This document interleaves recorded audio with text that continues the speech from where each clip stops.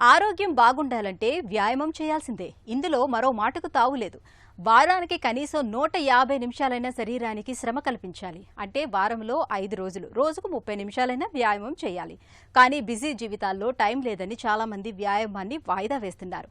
ఇలా వాయిదా వేసే వాళ్లలో మహిళలే ఎక్కువగా ఉంటారనడంలో ఎలాంటి సందేహం అక్కర్లేదు.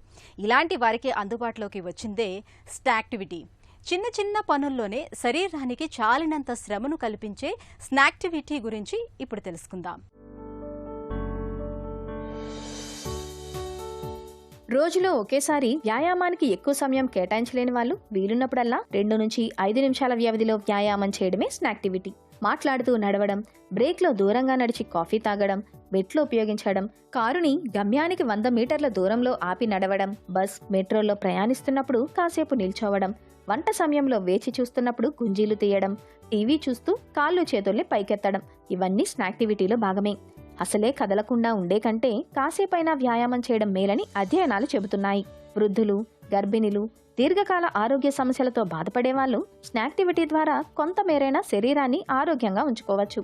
స్నాక్టివిటీకి ప్రణాళిక, ప్రత్యేక దుస్తులు, వస్తువులు అవసరం లేదు.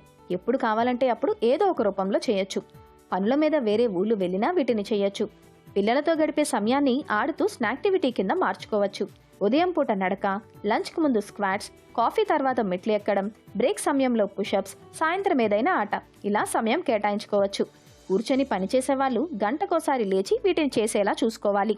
ఉన్నంతలో మంచి ఫలితాలు రావాలంటే 2 నుంచి 5 నిమిషాల చొప్పున రోజులో 4-5 సార్లు చేయాలి.